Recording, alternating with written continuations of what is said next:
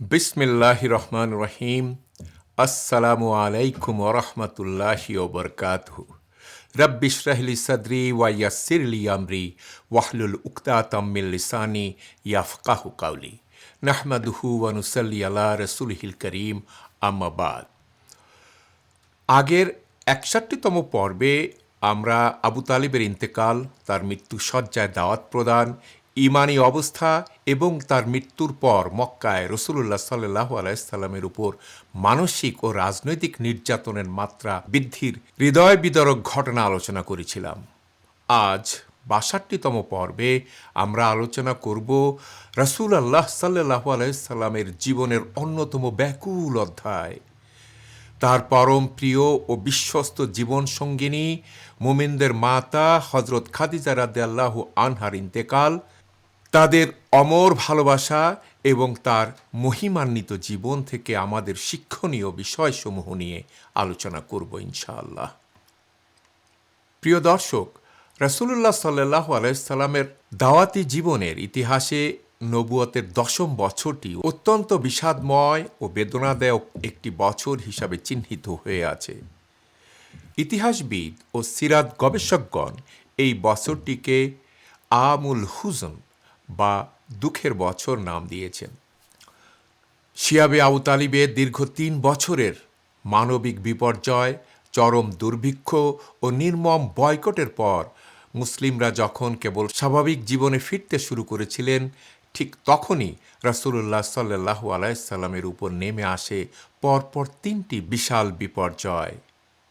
এই একটি বছরের ব্যবধানে রাসূলুল্লাহ সাল্লাল্লাহু আলাইহি সাল্লাম তার জীবনের দুজন সবচেয়ে বড় অভিভাবক, আশ্রয়দাতা ও পরম আপনজনকে হারান। প্রথমত তার বাহ্যিক অভিভাবক ও মক্কার প্রভাবশালী নেতা চাচা আবু তালিব ইন্তেকাল করেন, যিনি কাফিরদের হাত থেকে রাসূল সাল্লাল্লাহু আলাইহি সাল্লামকে রাজনৈতিকভাবে ঢাল হয়ে রক্ষা করছিলেন। আর চাচা আবু তালিবের ইন্তেকালের মাত্র অল্প কিছুদিন পর, কোনো বর্ণনা মতে মাত্র ৩ দিন, আবার কোনো বর্ণনা মতে ৪০ দিনের মাথায় পবিত্র রমজান মাসের ১০ তারিখে রাসূলুল্লাহ সাল্লাল্লাহু আলাইহি সাল্লামের প্রাণের চেয়েও প্রিয় সহধর্মিণী মুমিনদের মাতা হযরত খাদিজা রাদিয়াল্লাহু আনহা ইন্তেকাল করেন।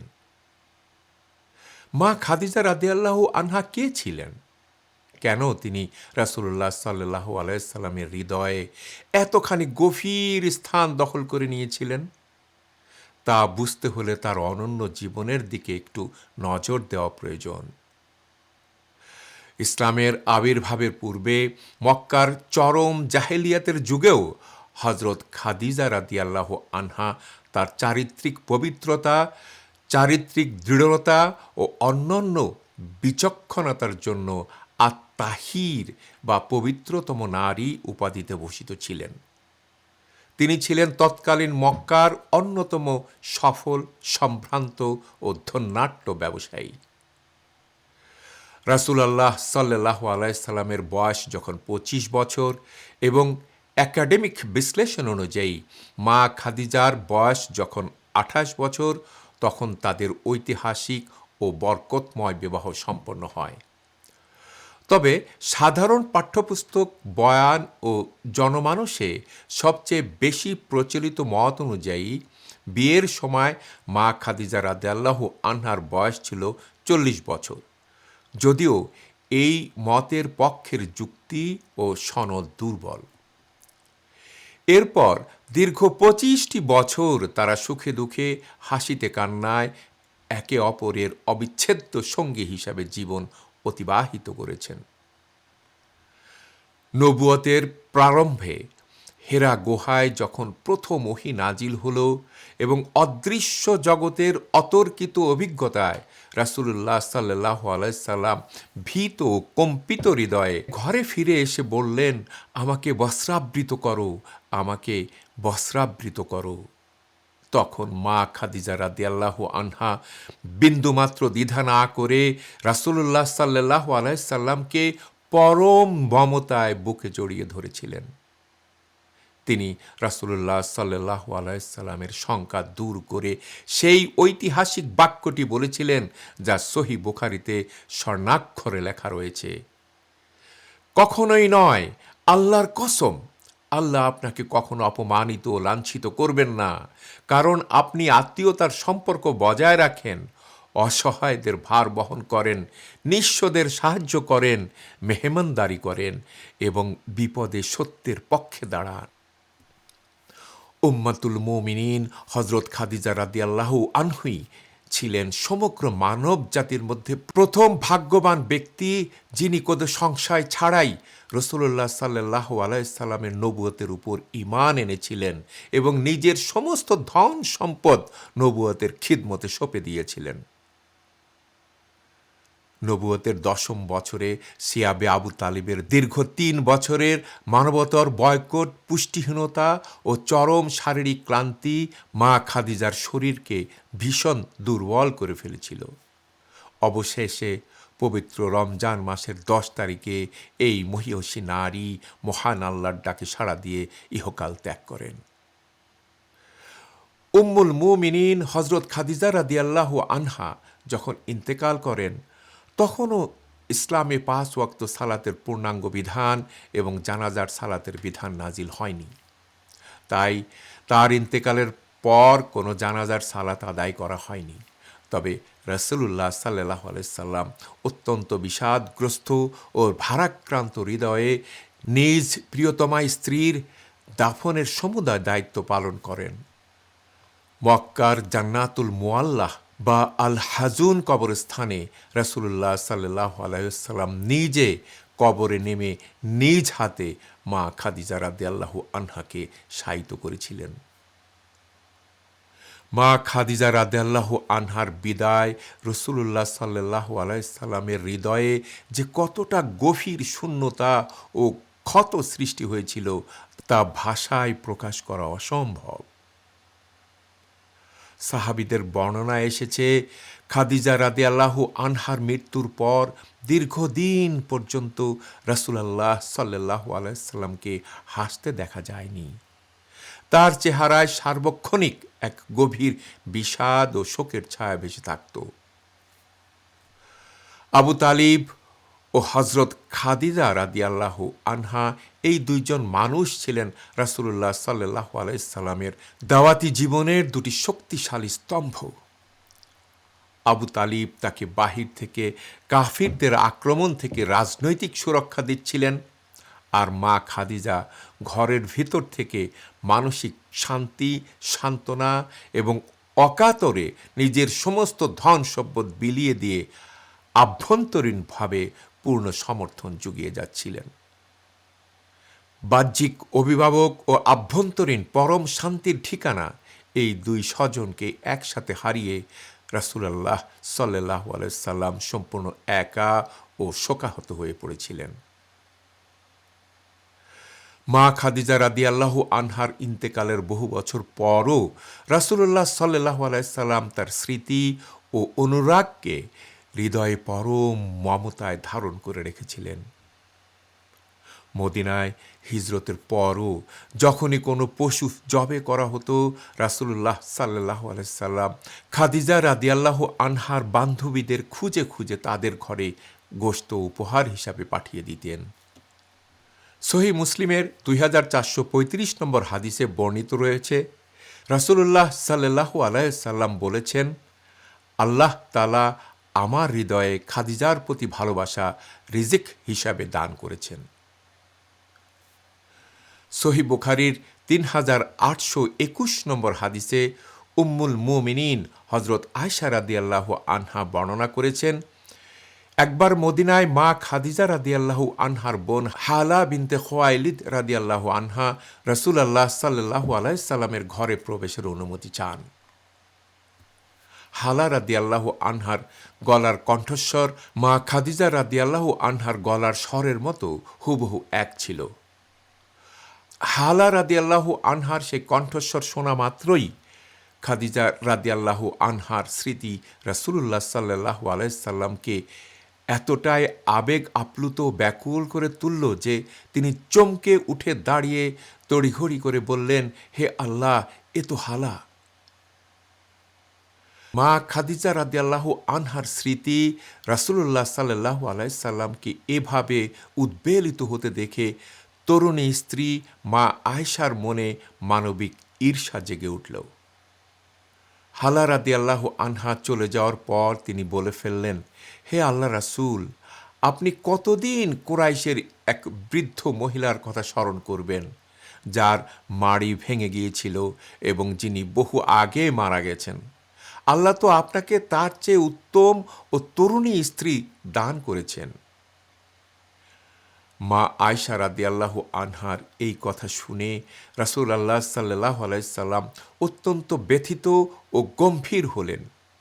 তিনি গম্ভীর কণ্ঠে অত্যন্ত দৃঢ়তার সাথে বললেন, না, আল্লাহর কসম, আল্লাহ আমাকে তার চেয়ে উত্তম কাউকে দান করেননি।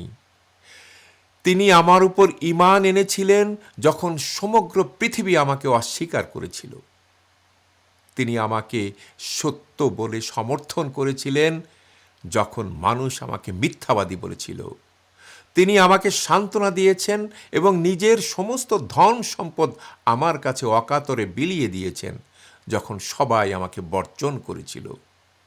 আর আল্লাহ তার মাধ্যমেই আমাকে সন্তান দান করেছেন, যেখানে আমার অন্য স্ত্রীদের এই নিয়ামত থেকে বিরত রেখেছেন।